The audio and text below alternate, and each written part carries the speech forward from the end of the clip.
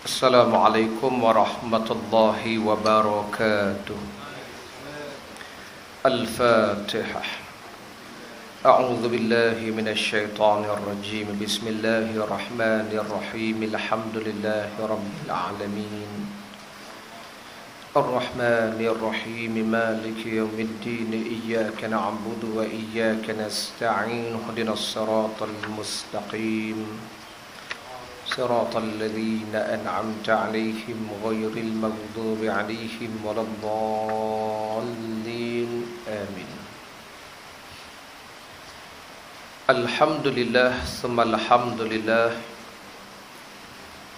الحمد لله رب العالمين والصلاة والسلام على سيد الأنبياء والمرسلين سيدنا ومولانا محمد وعلى آله وأصحابه أجمعين.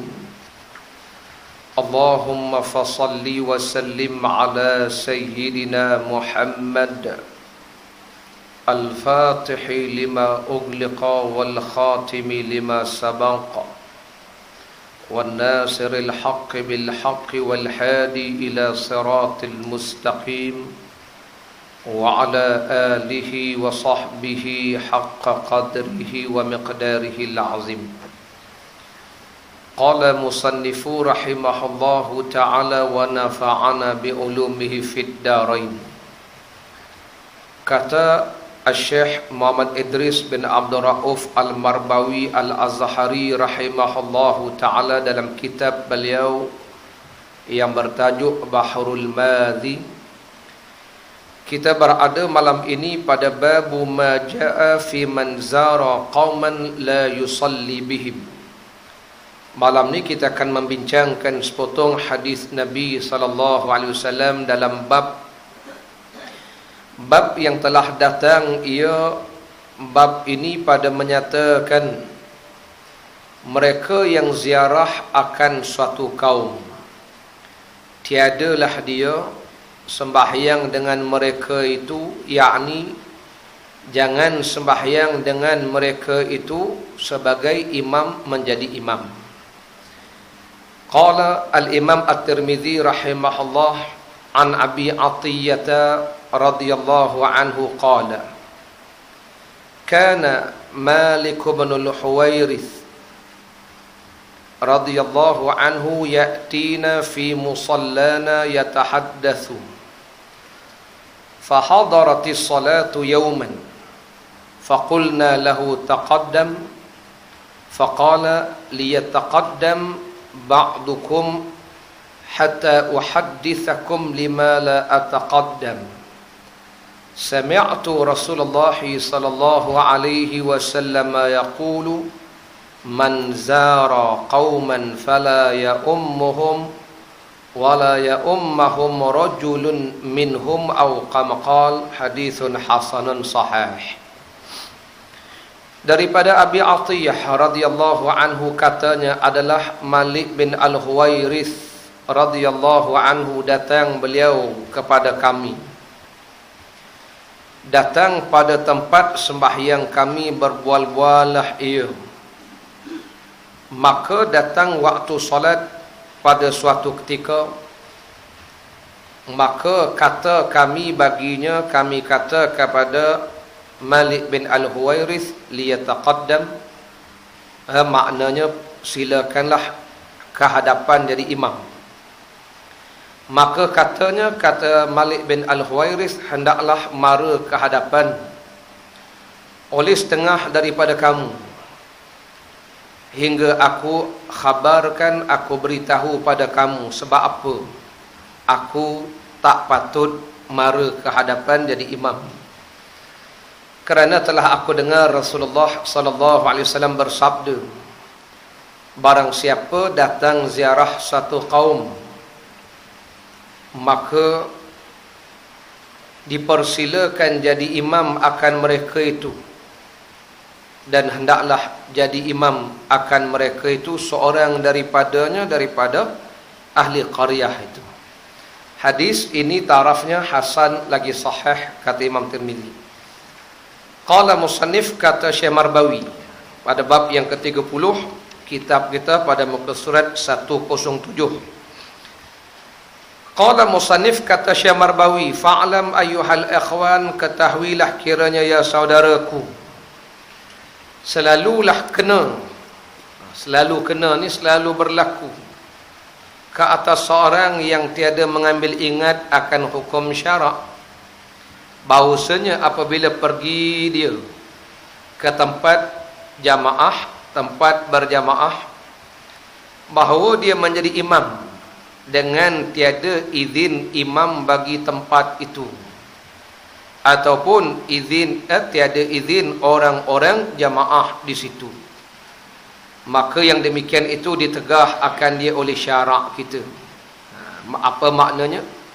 Maknanya bab yang kita nak bincang ini, kadang-kala kita ni pergi ziarah kampung, pergi ziarah tempat orang, bila dah dilaungkan azan, kemudiannya dilaungkan iqamat, oleh kerana kita ni rasa suara kita sedap, kita ni qari, kita pun tanpa ambil kira hal orang situ, imam situ, tiba-tiba capai mikrofon jadi imam.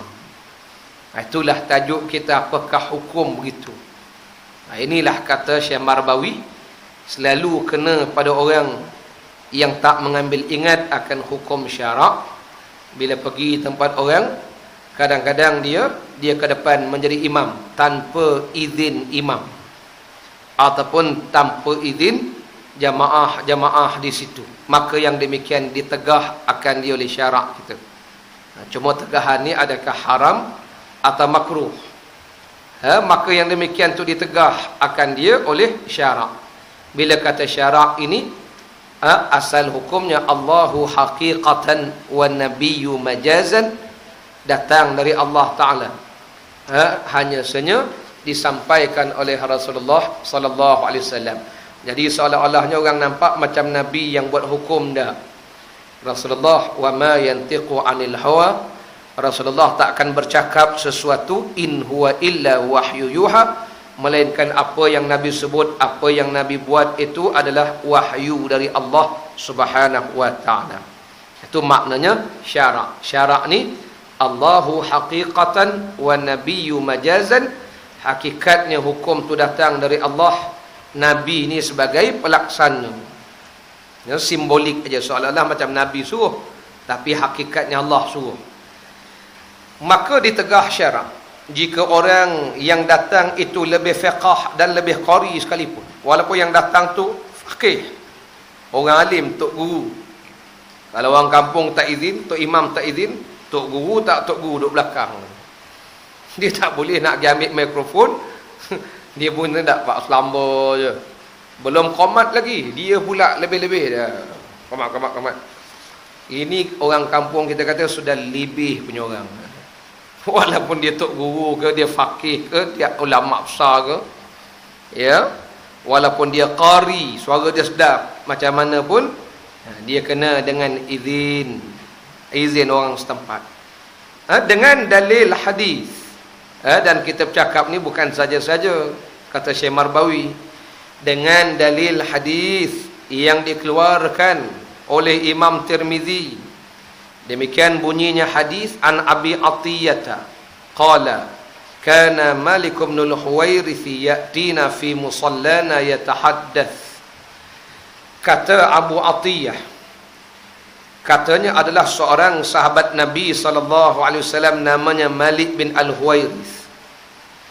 Jadi Abi Atiyah ni siapa dia? Abu Atiyah ni seorang tabi'in. Bila sebut tabi'in, tuan-tuan ingat apa makna tabi'in? Mereka tak sempat jumpa Rasul SAW, tetapi berkesempatan bertemu dengan sahabat-sahabat Rasulullah. Hidupnya beriman, mati pun mesti beriman. Tu syarat nak jadi tabi'in. Apa makna sahabat? Orang yang hidup sezaman dengan Rasul, bertemu Rasul SAW, mati hidup beriman, matinya pun beriman. Itu sahabat Rasul SAW. Jadi Abu Atiyah ni termasuk di kalangan tabi'in. Jadi kata beliau adalah Malik bin al-Huwairith, seorang sahabat Nabi SAW. datang Malik bin Al-Huwairis ke tempat sembahyang kami, berbual-bual, bercakap-cakap tentang hal agama. Maka pada satu hari waktu beliau datang beliau itu masanya masa sembahyang. Lalu kata Abu Atiyah, fa hadaratis salatu yawman, datanglah waktu sembahyang masa tu. Lalu bersedialah semua, sudah azan, dah selesai sembahyang sunat, qamat. Bila dah qamat, hadirin hadarat, berhajatlah kami seorang jadi imam. Faqulna lahu taqaddam, lalu kami beritahulah, kami minta kepada Malik bin Al-Huwairis kerana beliau sahabat Rasul. Kata Amutiyah, kami ni semua tabi'in lah. Dia ni sahabat Rasulullah, jumpa Rasulullah, orang hebat, orang alim. Lalu dipanggil, faqulna lahu taqaddam, kami beritahu pada Abu Atiyah, taqaddam ni maknanya silalah ke depan, jemput tuan ke depan, jadi imam lah. Apakala didengar oleh Malik bin Al-Huwairis akan suruhan kami, pelawaan kami itu, dia pun enggan, tak mau dia mara ke hadapan jadi imam. Kerana apa? Kerana diketahuinya akan tegahnya demikian itu daripada Rasulullah sallallahu alaihi wasallam. Dia tak mau sebab dia tahu ada larangan daripada Rasul. Dan enggan serta tahunya akan tegahan itu tiadalah didiamkannya, bahkan dikeluarkannya. Jadi bila dia tahu, dia tak diamkan, dia pun beritahulah kepada mereka yang hadir. Kata Malik bin Al-Huwairis, liyataqaddam ba'dakum hatta uhaddithukum lima la ataqaddam. Silalah seorang kamu ke depan, nanti saya beritahu sebab apa saya tak mau ke depan itu. Jadi selesai sembahyang, dia pun beritahulah kepada para sahabat. Kata Malik bin Al-Huwairis, sami'tu Rasulullah sallallahu alaihi wasallam yaqul, saya dengar sendiri Rasulullah bersabda, man zara qauman fala ya'ummahum wal ya'ummahum rajulun minhum. Kata Malik Al-Huwairis, Rasulullah bersabda, sesiapa ziarah ke tempat satu kaum, kemudian sampailah waktu solat dan nak sembahyang jemaah, fala ya ummahum, maka janganlah dia, orang yang datang ziarah ni, jangan dia jadi imam pada mereka itu. Itu yang Nabi sebut pada jemaah sahabat. Sehingga kata Malik bin Al-Huwairis, saya dengar macam itulah Nabi kata. Nabi kata fala ya ummahum, jangan orang yang datang ziarah tu menjadi imam kepada mereka yang ada di situ. Wal ya ummahum rajulun minhum, dan hendaklah yang patut jadi imam ialah seorang daripada kalangan ahli qaryah situ. Jadi kata Abu Isa Tirmizi, hadis yang disebutkan oleh Abu Atiyah ini tarafnya bertaraf hasan, lagi sahih. Satu salurannya hasan, satu jalurnya sahih. Qala musannif rahimahullah, itu tajuk hadis dan hadis yang disebut oleh Imam Tirmizi. Qala musannif, kata Syekh Marbawi, apa yang kita nak bincang di sini ialah tentang imam, orang yang datang ziarah orang, betul ke tak jadi imam? Kalau orang minta jadi imam macam mana? Baik. Begitu juga imam yang tidak qari. Yakni macam mana pula kalau orang tempat itu tidak qari, bacaannya tak bagus, tapi yang datang ni orang suara bagus-bagus, macam mana pula? Kemudiannya dipanggil Imam Syekh Marbawi kata, kalau begitu orang jadi imam tidak dengan izin tuan rumah, batal ke sembahyang dia? Batal ke sembahyang dia? Sah ke tak sah kita ikut dia? Hadirin hadirat para jemaah dirahmati Allah, ini tajuk yang nak dibincangkan malam ni. Qala musannif, kata Syekh Marbawi rahimahullah, berimamkan orang yang datang ziarah, imamkan orang yang datang ziarah, bagaimana hukumnya? Al-jawab, bermula berimamkan orang yang datang ziarah itu, telah bersalah-salahan ulama padanya pada masalah hukumnya, sah ke tak sah, boleh ke tak boleh, macam mana ni. Sebab Nabi kata fala, la ini la ini jangan, dipanggil la nahi. La nahi cakap Melayu lah, cakap Arab kata la nahi. Orang Hindustan kata nahi he, tum he, nahi. Hindustan dia cakap Arab dah. Nahi. Orang Arab kata la, itu la nahi, jangan. Nabi kata jangan.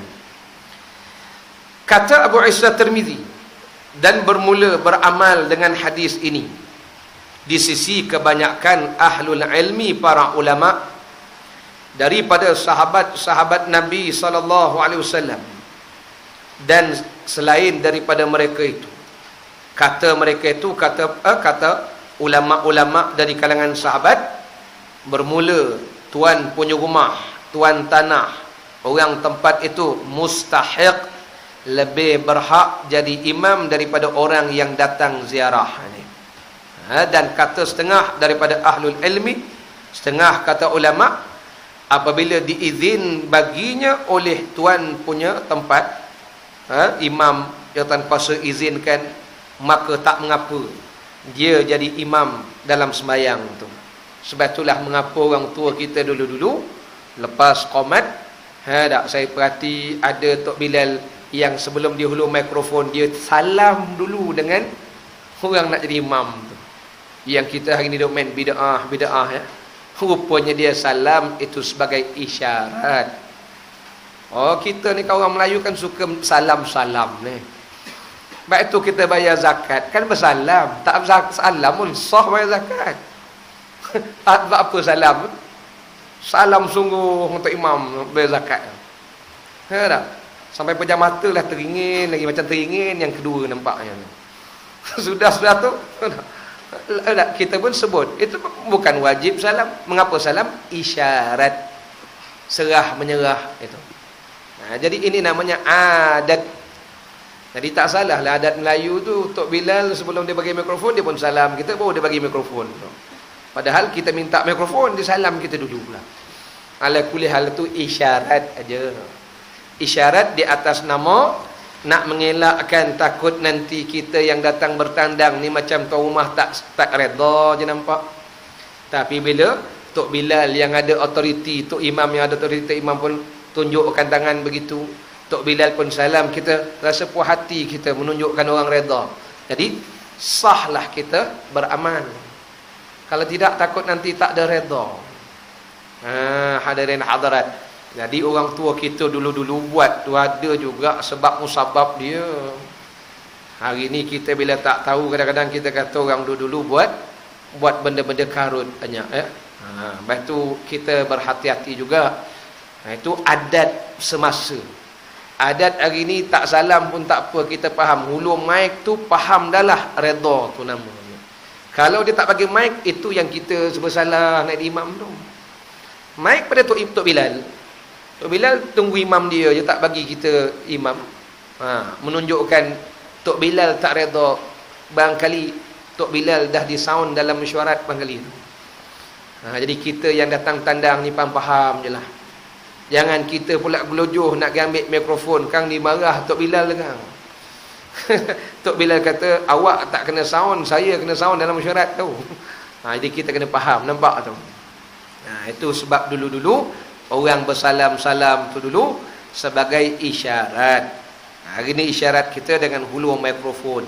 Akan datang besok barangkali tak ada syarat-syarat macam tu, entah macam mana tak tahulah. Itu namanya peredaran zaman. Cuma maksudnya menepati dengan hadis Nabi SAW. Kerana majoriti ataupun kebanyakan ulama-ulama di kalangan sahabat Nabi SAW, mereka mengambil hadis ini dengan kata mereka, orang yang punya tempat itulah yang mustahiq, lebih berhak jadi imam. Tetapi setengah ulama-ulama kata, kalau orang tempat itu imam dia, jawatan kuasa dia izinkan, barulah kita ni orang bertandang boleh jadi imam. Kalau tidak, sah, tapi nanti disebutkan makruh hukum dia. Sah tapi makruh. Bila kata makruh, apa maknanya? Kalau makruh apa maknanya? Maknanya tak ada maknanya, faham? Maknanya tak ada maknanya berjemaah tu. Bila kata makruh, maka fadilat berjemaah tak hasil. Tak dapatlah pada berjemaah. Sebab tu rumah tak redha dengan tok imam. Ini dalam bab meredai itu dipanggil orang jadi imam. Dan kata Ishaq bin Rahawiyah la ala sawab, kata Ishaq dengan hadis yang kita baca ni, hadis Malik bin Al-Huwairith ini, telah menguatkan ia akan makruh, telah menjadi kuat dengan hadis ini bahawa makruh menjadi imam pada orang yang datang ziarah di rumah, di masjid seseorang lain, dan jika diizinkan baginya oleh tuan punya rumah, tuan punya masjid sekalipun, makruh, tetap makruh. Ini kata satu pendapat ulama. Sebab hadis tadi lah, sekalipun tuan rumah izin, sekalipun tuan masjid izin, jawatan kursi izin, katanya, kata Ishaq bin Rahawiyah lagi. Dan begitu juga ditegah jadi imam dalam masjid oleh orang yang datang ziarah. Bahkan sayugianya hendaklah dikatakan kepada orang setempat masjid itu, hendaklah seorang dari kalangan mereka jadi imam. Bukan sekadar dilarang, bila dipelawa dia kena beritahu orang sinilah imam. Ini satu pendapat. Dan bagi memuaskan hati ini, memuaskan hati lagi, kata Syekh Marbawi, sila lihat pada masalah 247 yang akan datang ni. Dalam bab yang telah lalu, pada juzuk yang lalu, membincangkan bagaimana dipanggil syarat-syarat ini. Jadi kesimpulannya tuan-tuan, ada berapa pendapat? 2-3 pendapat. Pendapat yang pertama, berdasarkan hadis ini, sebagaimana yang disebutkan oleh Ishaq bin Rahawiyah, beliau agak konservatif dengan hadis ini. Bila Malik bin Huwairith menyebutkan Nabi bersabda, jangan jadi imam pada orang tempat itu, hendaklah orang situ juga jadi imam. Pendapat ini mengatakan makruh. Tetapi kita mengambil pendapat yang lain, pendapat yang mengatakan boleh jika sekiranya mendapat keizinan daripada jamaah ataupun tuan imam ataupun jawatan kuasa tempat itu. Boleh. Macam saya umpamanya datang sini bertandang, dulu duduk sini lain. Sekarang ni dah jadi tetamu luar. Umpamanya kan. Jadi kalau orang izin, saya jadilah imam. Tak izin, aku sedar siapa diriku itu lah. Tapi oleh kerana dah biasa tonton pemain kenyek-kenyek mata pun kita faham dah. Jadi maknanya tak ada masalah tu. Baik, itu tajuk yang kita nak bincangkan. Jadi kalau orang bincang hadis ini ataupun dengar hadis ini dibacakan, kita faham bagaimana syarahannya oleh para ulama. Sebab hadis ini matannya agak ringkas. Tapi kalau kita baca syarahnya, kita boleh faham maksud dia sebenarnya. Jadi di situ ada dua pandangan ulama ya. Sama juga dengan isu orang pakai baju labuh kan. Hari ini kecoh, nanti dalam bab ini akan dibincangkan melabuhkan pakaian. Memanglah Rasulullah sallallahu alaihi wasallam menegahkan, Nabi tegur. Sampai dalam satu hadis disebutkan ini dipanggil menempah tempat dalam neraka Allah Ta'ala, melabuhkan pakaian. Tiba-tiba Sayyidina Abu Bakar radhiyallahu anhu sebut pada Rasulullah, ya Rasulullah, saya ni memang baju labuh selalu. Sebab Sayyidina Abu Bakar ni orangnya kurus. Jadi bila dia sarung jubah dia ni, saub dia ni labuh, melirit-lirit itu. Jadi Nabi kata, kamu tak masuk di kalangan mereka. Jadi bila kita baca matan hadis itu, seolah-olahnya siapa labuh pakaian, semuanya masuk neraka belaka. Sedangkan Rasulullah sebut man huyala, dalam keadaan dia bermegah-megah labuh itu. Maksud megah-megah labuh ni tuan-tuan, macam orang zaman dulu, raja-raja zaman dulu.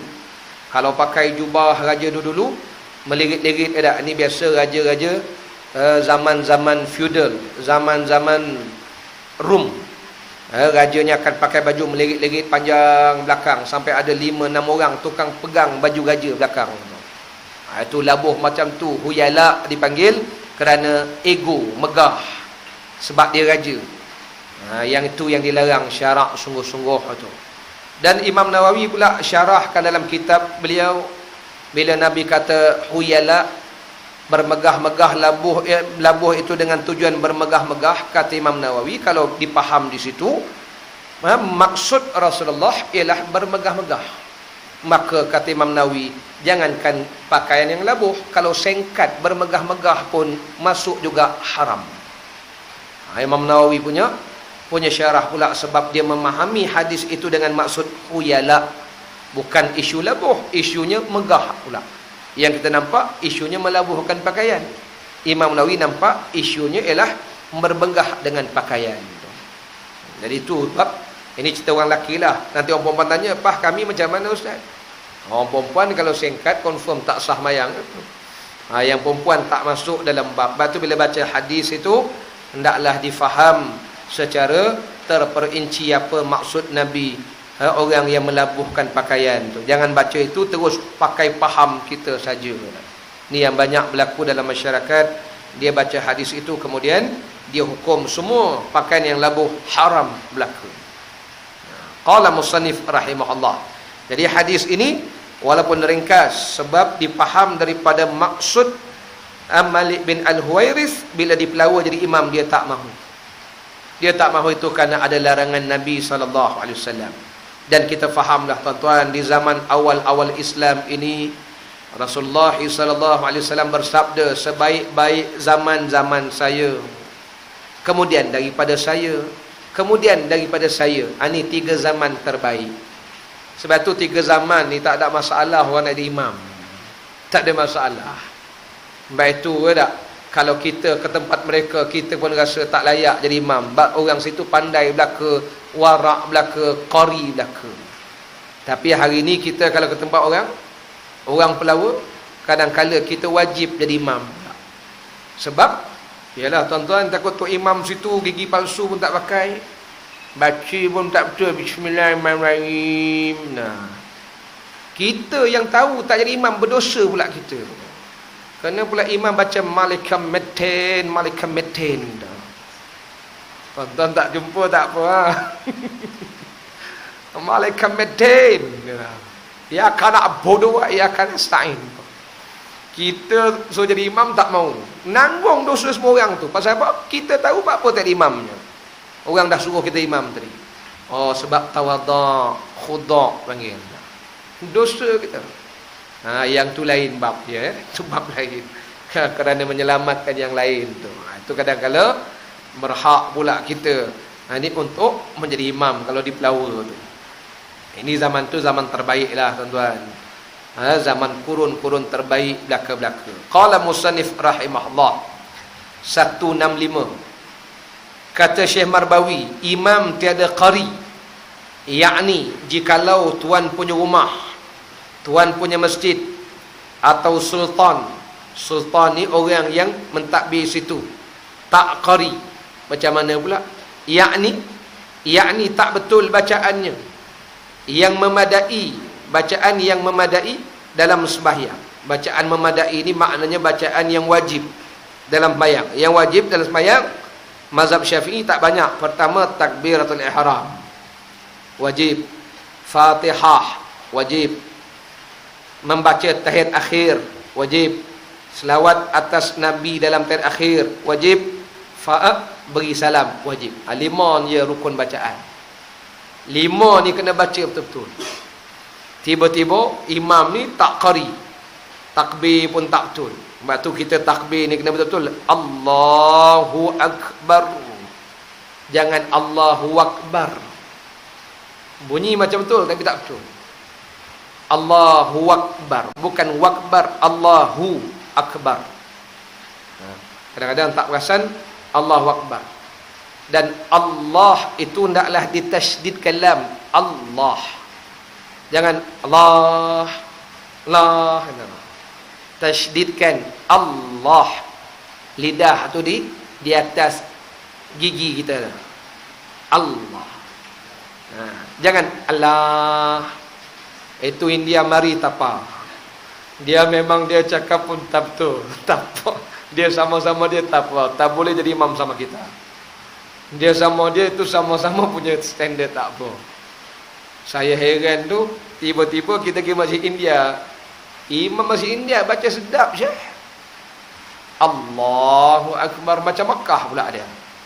Saya sebut ni sebab ada satu kisah tu budak kampung saya. Dia ikutlah jemaah-jemaah ni, baguslah dia ikut jemaah pergi dakwah ni. Masalahnya sebelum dia pergi ikut orang dakwah, dia punya azan bagus. Macam Melayu kita lah. Balik daripada India, Allahu Akbar, Allah. Saya kata ikut India ke ikut Arab je ni? Janganlah ikut orang sana. Orang sana tu memang dia dah pelet macam tu. Yang kamu ikut dia buat apa? Asyhadu an la ilaha illallah. Asyhadu an la ilaha illallah. Lagu pun ikut. Tu yang aku marah. Jadi fitnah pada jemaah tu. Jadi fitnah. Saya pun tahu tak, jemaah pun tak setuju. Jangan macam tu. Ini kita pun kena baiki. 5 rukun qauli, rukun sembahyang ni 5. Takbiratul ihram, Allahu Akbar. Yang kedua Fatihah. Yang ketiga selawat tahiyat akhir, baca tahiyat akhir. Yang keempat selawat atas Nabi dalam tahiyat akhir. Allahumma salli ala Sayyidina Muhammad wa ala ali Sayyidina Muhammad. Paling pendek Allahumma salli ala Sayyidina Muhammad. Takat tu wajib. Yang kelima bagi salam, Assalamualaikum warahmatullahi. Biar betul-betul semua. Hadirin hadirat. Baik, soalannya imam tak qari, tak betul bacaannya yang memadai dalam sembahyang, dan orang yang datang ziarah tu qari, maka jadi imam kan juga sultan tadi, orang tempat itu ke, sultan ni pentadbir situ ke, atau tuan punya rumah kerana perintahnya dan miliknya, siapa yang patut jadi imam? Al-jawab ni kata Syekh Marbawi, jawapannya telah berkata Imam Asy-Syafi'i dalam kitab Al-Um, dan tiada harus. Tidak harus maknanya tak boleh, tak sah bagi orang yang berkuasa. Orang berkuasa ni jawatan kuasa lah, pentadbir masjid surau, dan tuan punya rumah, tuan punya masjid, imam, bahawa menjadi imam dia hingga bahawa adalah dia betul bacaan daripada kadar yang memadai tadi, pada 5 tempat ni dia kena betul-betul. Dan jika jadi imam juga, maka sembahyangnya itu sempurna, dan sembahyang orang yang di belakangnya daripada mereka yang betul, yang bagus bacaan tadi, batal, tak sah, tak terpakai, kata Imam Syafi'i. Sebab yang belakang qari. Sebab tu saya kata tadi, kalau dia sama-sama dia Allahu Akbar, tak apa, sama dia standard dia. Tapi kita yang qari kat belakang dia, tak boleh jemaah dengan dia, tak sah. Lepas tu nak mayang macam mana? Mufarakah mayang sendiri ya. Itu kata Al-Imam Asy-Syafi'i dalam kitab Al-Um. Ya, batu syarat orang nak jadi imam ni, dia kalau ikut mazhab Syafi'i, syarat pertama mesti faqih, orang yang mahir dalam bab fiqh dan juga bacaan. Kalau ikut mazhab Hanafi, orang nak jadi imam ni syarat pertama qari, orang yang bagus bacaan. Mazhab Syafi'i meletakkan faqih syarat tamu. Mazhab Hanafi letak syarat qari, syarat tamu jadi imam. Mesti qari orang tu. Qari ni maknanya dia tahu tajwid, dia tahu di segi apa dia makhraj huruf dan seumpama tu. Mazhab Syafi'i letak faqih. Bab kata ulama-ulama Syafi'i, bila kata faqih, dia kena tahu bab fiqh, dia kena tahu bab tauhid, dia kena tahu bab tajwid, semua dia kena tahu. Itu namanya faqih. Baik. Qala musannif rahimahullah. Lepas tu saya pernah jadi imam. Jawapannya Itulah tuan rumah juga jadi imam. Tapi qari tadi, dia tak boleh orang yang belakang tadi yang pandai, tak boleh nak berjemaah dengan orang tu. Baik, kalau begitu imam jadi imam dengan tiada izin tuan rumah, batal ke sembahyang. Yakni bila kita datang ziarah satu-satu tempat jadi imam di tempat orang dengan tiada izin orang tempat itu, apa hukum sembahyangnya dan apa hukum sembahyang makmum? Al-jawab, kata Syekh Marbawi, jawapannya telah berkata oleh Al-Imam Syafi'i, jika mara ke hadapan oleh seorang yang mempunyai kuasa, jika mara ke hadapan oleh seorang akan yang mempunyai kekuasaan, yakni jawatan kuasa masjid surau ni, dan yang akan mempunyai rumah dengan ketiadaan izin seorang daripada keduanya, nescaya aku makruhkan baginya. Jadi kata Imam Syafi'i, kalau orang yang datang bertandang ziarah tadi ke depan juga, tak mara ke depan sebab dia tengok orang di tempat itu umpamanya tak qari dan seumpamanya dia ke depan, kata Imam Syafi'i, aku makruhkan baginya. Dan tiada atas orang yang sembahyang di belakangnya ulang sembahyang, tak perlu ulang balik. Bukan kata tak sah, sah. Tapi dia jadi imam ni tidak dengan izin orang tempat tu. Itu adab dia tak ada. Sebab tu dalam Islam ni selain kita menjaga syariat, kita juga disuruh menjaga adab, akhlak. Inilah namanya kesempurnaan amalan. Maka itulah sembahyang ni tuan-tuan, kita kena ada zahir dan batin. Kena ada dalam sembahyang kita ni fiqh dan juga tasawuf. Kena ada akhlak dalam ibadah. Maka itulah kata Imam Malik, kalau orang belajar fiqh, tak belajar tasawuf, tak belajar akhlak, nanti dia jadi orang fasik, orang berdosa nanti tu. Sebab tu kita kena belajar agak bab-bab adab. Ya tak? Umpamanya macam kita lah hari ni sembahyang, mayang menghadap Allah Ta'ala kena ada adab. Lepas tu jangan mayang korek hidung no. Beradab sikit menghadap Allah Ta'ala. Mak tu dah mayang jangan korek telinga, mana boleh semua tu. Tak, kalau gatal pun slow je pegang. Sekali dua cukup. Kita sedang menghadap Allah. Ya, tangan depan Allah Ta'ala ni kita goyang sana goyang sini. Biar nampak adab kita, akhlak kita.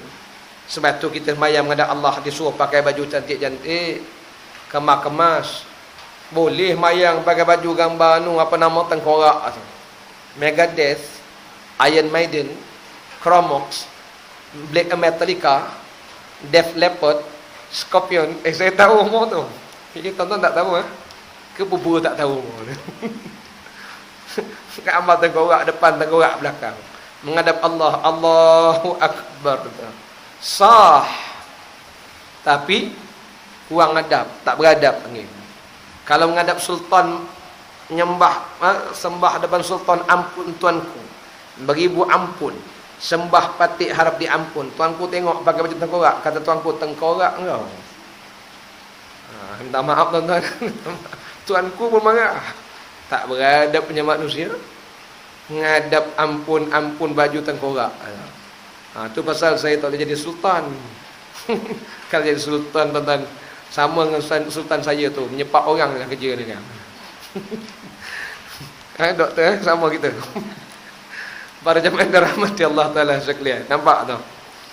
Biar beradab sikit. Batu kita mayang ni jangan pakai. Dulu tak apalah, zaman muda-muda, zaman budak-budak mayang pakai t-shirt, angkat tangan nampak bulu ketiak cergah. Tak apa dulu-dulu. Sekarang ni kita kena ada adab sikit. Kita dah berusia dah.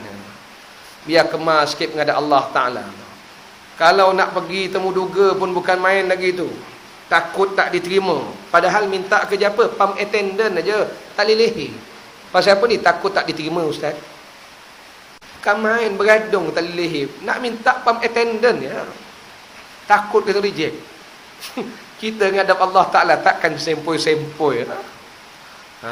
Ya. Saya tak kisahlah kalau Azaidullah jawab dengan budak-budak muda, tak apa, sah. Sebab dia punya audien dia adalah anak-anak muda, audiens saya ni otai yang berbisa. Sebab tu saya tak mau bagi peluang pakai macam tu. Dia tak apa, audiens ni budak muda, kalau dia straight macam ni, budak-budak muda kata, oh berat letih kita. Kata budak muda apa? Oh berat nanang kan. Dia pula balik cakap berat nanang kan, semua tak boleh. Sebab dalam kat rumah dia semua baju merah gadis, mana aja jubah dia tu. Bila nak start mayang, balik ceramah baru nak tobat, dah ustaz kata tak boleh. Macam tuan-tuan ni lain. Kat rumah ni tak ada baju merah gadis, ya tak, jubah banyak. Mayang pakai t-shirt pagoda agak, nampak ketiak-tiak tu apa barang saya. Biarlah beradab sikit kita. Biar nampak kemas sikit tu. Cantik-cantik sikit dia dah. Betul ibu-ibu telekong-telekong yang dah lama tu. Wakafkan aja, sedekah aja kat fakir miskin tu. Beli telekong baru Siti Khadijah. Silap pula tak bawa tadi dak. Sini laku 2 lai kan 3 lai. Bulan depan kita bawa telekong Siti Khadijah. Yang lama ni sampai petik lalat ni. Tawaduk Ustaz, tawaduk. Oh tawaduk, cuba menghadap Permaisuri Agung dengan telekong tiak lalat. Tak malu dah. Malu macam kita ni fakir miskin pula kata tak. Nama datin, nama dah. Tuh puan tapi pakai baju telekong tiak lalat menghadap Tuhan. Kalau menghadap tuanku tahu malu. Menghadap Allah Ta'ala. Ni bukan marah ni, orang perempuan sini okey ni, marah orang pejabat banyak. Telekong tiak lalat tu. Allah bukan tak ada kelorok-kelorok kat rumah tu. Menghadap Allah Ta'ala biar dengan adab dan sopan. Ya. Sebab tu jangan sampai Allah murka, Allah bala kita. Allah tak, sebab tu kadang-kadang adab ni lah yang nak dijaga. Sebab tu orang tanya baru ni, kenapa di Mekah bumi yang Allah barakah, Allah datangkan ribut tofan. Baru ni tofan di Mekah Allah. Saya tak sempat lah. Tak sempat masa Ustaz Rahimi tak tahulah dia sempat tak sempat masa ribut besar tu. Saya tak sempat. Saya tak lewat. Flight yang terakhir kali. Jadi nak sebut tak sempat lah, tapi dia orang cerita Allah takut. Ada orang tanya sebab apa? Kan itu bumi berkat. Bukankah Kaabah ini rumah Allah, mengapa datang macam tu? Dipanggil musibah Allah. Jawapannya tuan-tuan, kadang-kadang kalau perhati dalam Masjid Haram, orang kita hari ini dah tak hormat Masjid Haram. Akhlaknya tak jaga dalam Masjid Haram. Itu kan rumah Allah. Sebab tu dulu kita baca dalam satu hadis Rasulullah sallallahu alaihi wasallam dalam bab, kalau tuan-tuan masih ingat, ada Imam Malik menyebutkan apa hukum kentut dalam masjid. Dalam bab menunggu-nunggu nak isyak ni kan, malaikat berdoa, ya Allah ampunkanlah si fulan, ya Allah rahmatlah si fulan. Nabi kata malaikat akan doakan dia malam yuhdis, selama mana dia belum berhadas. Seorang Hadrami, seorang lelaki Hadramaut tanya Abu Hurairah, wa mal hadas? Ya Abu Hurairah, apa hadas tu? Kata Abu Hurairah, kentut. Jadi apa hukum kentut dalam masjid? Kata Imam Malik, haram. Sebab apa haram? Pertamanya malaikat doakan dia dalam masjid, tiba-tiba dia kentutkan malaikat. Haram lah. Yang pertama. Yang keduanya, itu kan rumah Allah. Kalau nak kentut pun pergilah tengah padang sana tu. Pergilah buang sana banyak-banyak. Ini rumah Allah. Nak sebut ini bukan rumah kita. Kena jaga adab. Rumah kita kalau orang datang, duduk atas sofa kita, pur dia. Dia balik tu melekat bau beb. Ini cushion baru beli. Melekat dengan bau-bau sekali. Tak mengamuk kita. Tak guna punya orang. Datang rumah kita, buang angin, busuk sampai melekat-lekat. Rumah kita pun kita marah. Ini kan pula rumah Allah. Faham tu? Sebab tu hari ni Allah murka kadang-kadang. Dalam rumah Allah orang tak jaga adab. Ni sambil tawaf, selfie. Kan kita sedang ibadat. Nabi kata tawaf ni bolehlah bercakap. Boleh bercakap, tapi jangan bercakap kecuali yang elok-elok je Nabi kata. Sebab tu kita tawaf tu fokus. Ini sambil tawaf, sambil ni WhatsApp, update status, I tawaf. Cuba tengah semayang tahiyat akhir, klik update status Tengah sembahyang tak beradab tu. Tu tak sebut lagi yang duduk ke Masjid Haram tu. Tak stokin pun tak pakai. Rambut pun terjulur keluar. Perempuan hari ni dah budaya pakai seluar dalam Masjid Haram, nampak segi-seginya semua tu. Itu kan rumah Allah, bukan rumah kita. Adab tak jaga tu. Sebab tu kata Imam Malik, banyak orang fasik kerana belajar fiqh, tak belajar tasawuf, akhlaknya tak ada. Menjadi fasik dalam ibadat dia. Sah, tapi fasik, Allah tak terima. Bila tak terima, macam mana nak dapat haji mabrur? Hadirin hadirat pada zaman dah rahmat Allah kalian, ya. Kita nak haji makbul, bukan haji mardud yang ditolak oleh Allah Ta'ala. Begitulah orang nak jadi imam. Tiba-tiba tuan rumah tak izin, tu imam situ tak izin. Oleh kerana suara dia sedap, oleh kerana dia qari, dia tak peduli, dia pun rampas mikrofon dari imam juga. Kata Imam Syafi'i rahimahullah, aku makruhkan perbuatan dia macam tu. Tetapi tiadalah ulang balik sembahyang. Makmum pun tak perlu ulang. Dia pun tak perlu ulang kerana perbuatannya mara kehadapan itu sungguh pun salah, tetapi sembahyangnya itu tertunai, sah sembahyang dia. Cuma sah ajalah. Bila sah, makruh. Bila kata makruh, belum tentu Allah terima amalan dia. Sedangkan kita ni tuan-tuan, yang kita hendak ialah Allah terima. Allah terima. Sebab tu kita berdoa, taqabbalallah minna wa minkum. Taqabbalallah ni maknanya apa? Taqabbala yataqabbalu taqabbulan. Taqabbala, semua moga-moga Allah Ta'ala terima amalan kamu tu. Itu yang kita doa, taqabbalallah tu. Sebab tu bila selesai puasa, sambut hari Raya Idul Fitri, apa Nabi sebut pada sahabat-sahabat? Taqabbalallah minna wa minkum. Moga Allah terima puasa kamu dan puasa kita semua. Semoga Allah terima puasa kita dan puasa kamu semua. Tu kita hendak Allah terima. Jadi kalau sembahyang je sah aja tak diterima, tak dapatlah nak menghapuskan dosa, tak dapatlah nak mendapat rahmat Allah Subhanahu wa taala. Akhirnya qala musannif, kata Syekh Marbawi, imam masjid yang tiada sultan dengannya, maka siapakah imam? Imam masjid yang tiada sultan ni makna tiada jawatan kuasa dia, tak ada pentadbir dia, tak ada ketua dia. Siapa yang patut jadi imam? Kata Imam Syafi'i, dan apabila ada satu bandar besar yang ada baginya masjid besar, yang tiada sultan dengannya, tiada pemerintah, penguasa agama situ, maka siapa-siapa orang jadi imam daripada ahli fiqh dan ahli Quran, tiada aku makruhkan.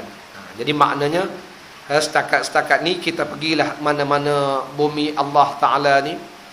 Wa imma kalau pergi Australia pun dia ada jawatan kuasa agama dia kan. Yang menjaga agama Islam kita, dia ada, dia panggil persatuan dia. Pergi Britain pun ada, semua negara adalah saya ingat. Kecuali mungkin negara-negara yang belum berkembang Islam barangkali tak ada lah. Tapi setakat Malaysia ni ada. Lepas tu dipanggil penguasa agama ni. Kalau bagi negeri Selangor ialah sultan. Sultan dipanggil ketua agama. Oleh kerana sultan tak dapat nak menguasai seluruh Selangor ni, tak sempat nak pergi, sultan beri kuasanya kepada mufti.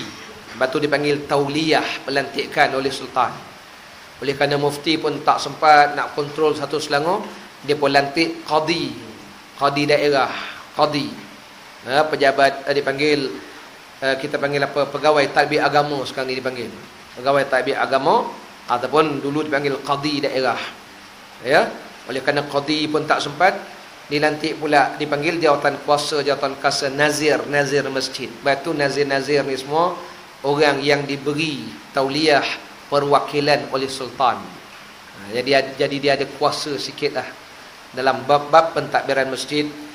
Jadi kata Imam Syafi'i, kalau tempat tu tak ada ni semua, tak ada nazir dia, tak tahulah macam mana masjid tu boleh ada, tak sama-sama dia barangkali, tapi tak ada jawatan kuasa yang melantik, tak ada imam dia, tak ada ini. Yang ni tak apa, kita pergi situ, kita pun jadilah imam tempat dia. Maka orang yang faqih, orang yang qari Quran tadi, boleh dia jadi imam situ. Umpamanya macam mana? Tonton gini pedalaman tu. Tapi biasa walaupun pedalaman, Umpamanya rumah-rumah panjang tu kan, kadang tu dipanggil Islam belum sampai situ, tapi dah ada komuniti dia yang belum faham agama tu. Kalaupun Islam, sebahagian mereka Islam kemudian ditinggalkan, kemudian jadi Islam, dia tu Islam sekadar dia faham-faham macam tu je. Yang tu tak apalah, kita orang Semenanjung pergilah buat rombongan dakwah ke tempat dia, tengok-tengok dia orang sama dia pun ada azan pun lintang pukang, qomat pun tak tentu kalu dak, ya tuan-tuan. Sungguh belah-belah dalam ni kalau pergi. Kawan saya cerita, dia orang Sabah, almarhum dah kawan saya ni. Dia tak balik Sabah lama dah, sebab dia seronok duduk Semenanjung ni, banyak kuliah ceramah, pandai dia kan, bab agama pandai. Dia meninggal baru ni. Ceritanya dia cerita kat saya, kalau ustaz, memang ustaz kampung saya ustaz, dia kata Islam, dia orang Sabah belah dalaman tu. Sampaikan dia kata, saya balik kampung saya, entah siapa mengajar, ambil uduk ni basuh muka, basuh tangan, sapu rambut, basuh telinga, lepas basuh telinga, sapu pusat, dia kata. Wajib pula tu basuh pusat. Tak sapu pusat, tak sah mayang. Saya tanya siapa mengajar? Ada ustaz mengajar. Tahu ustaz tu pun mana datang untuk tahu. Dia pegang semua sapu pusat tu. Sapu pusat. Ni yang jadi cerita. Rupanya cerita-cerita yang berlaku tu memang berlaku betul. Betul-betul berlaku. Yang imam lompat, makmum lompat, betul. Dia tuan-tuan, dia memang tak tahu apa kan. Jadi bila Tok Imam kata ikut je saya semayang, dia ikut sungguh. Tok Imam tengok tikus, Tok Imam kat kaki, dia angkat kaki. Tok Imam lompat, dia melompat. Itu yang Tok Imam panjat tingkap, keluar tingkap, dia ikut Tok Imam lompat tingkap. Tok Imam panjat kenapa dia panjat? Akhir sekali dia kata susah juga semayang rupanya. Sebab Tok Imam mengajar tu, Tok Imam kata ikut je dia semayang. Itu yang Tok Imam pun lebih kurang dia juga, payah. Betul cerita tu. Bukan olok-olok tuan-tuan. Pedalaman-pedalaman ni macam-macam cerita lah tuan-tuan. Allah, sedih lah. Itulah kadang-kadang nak pergi mengajar balik, nak pergi dipanggil, nak betulkan mereka ni. Itu di segi ibadah. Jadi maknanya kalau situ tuan-tuan pergi, tempat ni tak ada masjid, tapi kadang-kadang masjid pun dah terbiar. Sebab dia orang ni pun dahsyat juga. Mari kita bawa dakwah, masuk Islam dia. Mari missionary Kristian bawa duit sikit, masuk Kristian pula dia. Sekarang datang balik ustaz bawa bantuan-bantuan beras, masuk Islam balik dia. Mari missionary tak, masuk balik Kristian dia. Sampaikan bila datang nasihat apa dia kata? Dia kata Pak Ustaz baru 1 kali Islam. Kita orang sudah 10 kali Islam. Bangga pula tu. Kita orang sudah 10 kali Islam. Dia rasa dia hebat dari kita pula. Susah juga orang macam ni. Allah tuan-tuan sedih pun ada, suka pun ada tengok. Inilah kerja-kerja yang dibuat oleh sahabat-sahabat kita di pedalaman-pedalaman tu. Sedih tuan-tuan Jadi saya jarang-jaranglah ke sana. Sebab tu saya banyak lebih kepada menjana dana-dana je lah. Hantar pada diorang buat bantuan-bantuan. Macam baru-baru ni sahabat kami pergi ke, ialah tuan-tuan rumah fakir miskin. Sedih tuan-tuan tak ceritakan balik. Dia bila kita bawa barang-barang ni, masa ni lah kita boleh masuk, dipanggil jarum-jarum ilmu dan dakwah. Kita ajar dia balik bab sembahyang. Nanti dia banyak soalan-soalan itu ditanya, dia jawab. Sebab kadang-kadang dia tak dapat penerangan yang jelas tu. Tapi kena bawa lah. Jadi satu cerita lah yang saya dapat dengar baru ni, sedih juga. Bila mereka dengar ceramah kuliah, kelebihan sedekah, kelebihan jamu orang makan. Jadi bila bawa beras-beras, gula ke rumah mereka ni, tuan-tuan menangis makcik-makcik ni. Yang paling sedih dia kata sebenarnya makcik dengan kuliah ceramah. Teringin juga dia kata makcik nak jamu orang makan malam Jumaat kata. Kalau orang kita kan malam Jumaat ni kan malam barakat kan. Tapi makcik ni jangan kata nak jamu orang, beras kat rumah pun tak ada. Jadi bila bawa beras malam tu makanan tuan-tuan, apa dia kata? Dia kata kalau boleh tak malam ni makcik nak masak. Dia memang dia teringin sangat. Dia tengok orang bawa makan menjamu-jamu, dia teringin dia kata nak buat kata. Tapi tak ada benda nak bagi. Dah malam tu budak yang hantar beras pula menangis pula. Tertukar pula. Tukar-tukar menangis pula. Pasal makcik tu sungguh-sungguh masak nak jamu orang makan. Itu yang kita rasa sedih juga ada dah. Itulah hadirin hadirat, kalau kita mendekati masyarakat begitu, hari inilah yang nak dibetulkan balik akidah dia, fahaman dia. Sebab itulah hari ini dengan usaha-usaha inilah banyak orang yang sudah mula dipanggil. Jadi apa yang saya nak simpulkan di sini, inilah adab-adab yang diajarkan oleh Rasulullah sallallahu alaihi wasallam. Daripada hadis yang ringkas daripada Abu Atiyah ni, saya ulang balik, kata beliau, jadi Malik bin Al-Huwairith ini, bila dipelawa jadi imam, dia tak mau, dia minta orang tempat itu jadi imam kerana dia mengamalkan hadis Nabi sallallahu alaihi wasallam, man zara qauman fala ya'ummahum. Siapa-siapa ziarah satu kaum, jangan dia jadi imam pada orang tempat situ. Wal ya'ummahum rajulun minhum, dan hendaklah yang jadi imam orang setempat itu, yang patut-patutnya. Jadi hadis ini telah dibahaskan dan difahami bahawa ia yang mustahik, yang lebih layak jadi imam ialah orang setempat. Tetapi tak jadi salah kata setengah ulama, sekiranya mendapat keizinan daripada dipanggil penguasa tempat itu, masjid situ, ataupun jamaah-jamaah di situ, ataupun imam di tempat itu, tak apa. Namun demikian, Ishaq bin Rahawiyah tetap berpegang dengan hadis ini. Kata beliau, hadis ini sebagai penguat hujah, maka kata Ishaq bin Rahawiyah, kalau dia terus jadi imam walaupun dengan izin, tetap makruh hukumnya. Itu sebahagian pendapat. Inilah yang dikatakan berbeza pandang. Berbeza pandangan ini kerana masing-masing ada justifikasi yang tersendiri. Jadi bila masing-masing ada justify dia, menunjukkan yang ni pembetul, yang ni pembetul. Jadi bila dua-dua betul, kita berlapang dada lah. Maknanya dia cakap betul, kita pun betul. Yang tak bolehnya, kalau tak mendapat keizinan orang setempat itu. Itu makruh kata Imam Syafi'i. Tetapi kata Imam Syafi'i, tak perlulah nak ulang balik sembahyang. Sah sembahyangnya, menunjukkan sembahyang dia sah. Cuma dari segi adab dia tak berapa cantik. Adab, akhlaknya kurang. Macam juga orang sembahyang dengan pakai baju yang dipanggil bergambar, gambar pun bukan-bukan. Ada yang pakai sembahyang baju born to be free. Allah Ta'ala faham apa makna born to be free itu. Hidup nak bebas.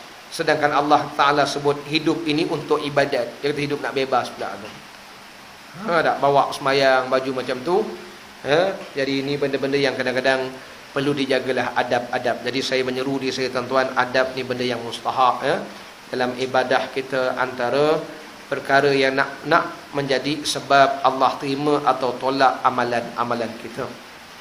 Itulah antara yang dapat kita bincangkan dalam sepotong hadis Nabi sallallahu alaihi wasallam ini. InsyaAllah nanti kita temu kembali tajuk-tajuk akan datang. Kalau ada soalan saya persilakan. Ada soalan? Kalau tak ada soalan, alhamdulillah, kita tangguhkan dulu. InsyaAllah bertemu kembali pada masa akan datang dengan beberapa lagi perbahasan hadis Nabi sallallahu alaihi wasallam. Jadi hadirin hadirat, saya macam biasalah dengan rendah diri. Memang saya ni melancarkan beberapa program lah. Bantukan kawan tuan-tuan. Banyaklah kalau tuan-tuan tak beritahu saya mana satu je. Ada kawan-kawan yang minta Ustaz Basri. Dia minta sahabat saya lah, Ustaz Remy kenal lah. Sekolah yang diasaskan oleh sahabat-sahabat kami daripada Syria ni. Di situ ada beberapa ustaz daripada Fatani yang mengajar kitab-kitab. Jadi hari ini oleh kerana pelajar-pelajar sudah mahir di segi ilmu nahu, Ustaz Basri sahabat saya dan bapa ustaz ni, dia nak buka kitab besar-besar, namanya kitab Tahrir, kitab Qulubi, Umairah. Ini dipanggil kitab-kitab yang jarang-jarang dibaca di sekolah-sekolah menengah, tapi banyak dibaca di peringkat-peringkat pondok menengah tinggi. Kitab ni kitab yang tinggi sikit lah. Jadi kitab ni kitab Arab dan kitab ni memang payah nak didapat di Malaysia ni. Barangkali diimport daripada Thailand dan juga setengah baik. Jadi beliau mencadangkan pada saya untuk cari dana. Tak banyak lah. Dia kata, saya tanya berapa banyak mau. Lebih kurang kita anggarkan RM6,000 untuk tujuan diwakafkan kepada pelajar-pelajar ni dan guru, supaya dapat kita menumpang ilmu mereka ni. Itu antara usaha yang dibuatlah. Itu saya tolong je lah. Hadirin hadirat, jadi kalau tuan-tuan berhajat nak tolong wakaf sikit sebanyak, boleh saya panjangkan. Hari ni yang dah dapat baru 1,000 lah, jadi ada 5,000 lagi. Jangan bimbang. Banyak ruang kosong tu. Kalau tuan-tuan nak wakafkan kat RM10, RM20 ke, kita wakaf kan. Jadi bila budak ni belajar besok, moga-moga dapat kita menumpang dipanggil manfaat dan syafaat mereka, ya tak? Satu. Yang keduanya, antara usaha yang saya buat ialah ini banyak di Sabah, Sarawak dan sebelah-sebelah sana lah. Masuklah Kemboja dalam program-program membantu fakir miskin, anak-anak yatim dan sebagainya lah. Jadi dengan kendak diri, kalau tuan-tuan nak berderma, saya dipanggil berbesar hatilah memanjangkan usaha-usaha ini lah. Malahan baru ni bukan saja ni, yang pergi Mekah pun setengah-setengahnya pun kita tolong kutipkan, bukan untuk tambang mereka. Sebahagian mereka ni dapat tawaran pergi, tapi duit tak ada, orang kampung. Dan ada satu orang ni yang kita bagi duduk Hotel Hilton, kita bagi RM400. Terkejut dia. Dia kata, saya tak perlu duit ni Ustaz, 400. Nak buat apa bagi dia 400? Tak, bukan untuk awak. Untuk awak sedekahkan kat orang kat Mekah banyak tu. Ni yang orang yang suruh yang minta derma ni, orang yang tak sempat pergi ni. Kita minta dia tu tolong sedekahkan, bukan bagi kat dia sedekah. Sebab dia tu kedekut, kita tahu. Jadi nak ajar dia supaya dia pandai sedekah kat orang, cari orang sedekah tu. Tu tujuan kita lah, nak mendidik orang tu. Nak didik orang tu biar dia cari orang susah, biar dia tengok macam mana orang susah kat sana tu. Jadi bila dia jumpa dengan budak-budak yang susah tu, dia pun bagi, baru dia tahu budak tu ikut dia ke mana, biar dia rasa sikit. Dapat anak angkat hari tu ya. Itu je lah antara tujuan-tujuan kita kadang-kadang nak berdakwah, supaya nak mendidik orang supaya dia ada minat bersedekah. Jadi kita bagi dia dulu supaya tolong sampaikan sedekah orang. Wallahu taala alam, sekadar itu saja. Semoga dirahmati Allah Subhanahu wa taala. Bismillahirrahmanirrahim. Wa sallallahu ala sayidina Muhammadin wa ala alihi wa sahbihi wa baraka wa sallam. Walhamdulillahi rabbil alamin. Allahumma anfa'na bima 'allamtana wa 'allimna bima yanfa'una wa zidna ilman nafi'a ya arhamar rahimin. Allahumma ya Allah, berilah manfaat di atas ilmu yang kau ajarkan kepada kami, dan ajarilah kepada kami ini ilmu-ilmu yang bermanfaat, dan tambahilah kepada kami ilmu yang bermanfaat. Allahumma faqihna fid din wa 'allimna at-ta'wil. Allahumma ja'alna minal ladzina yastami'una al-qaul wa yattabi'una ahsanah. وصلى الله على سيدنا محمد وعلى آله وصحبه وبارك وسلم والحمد لله رب العالمين.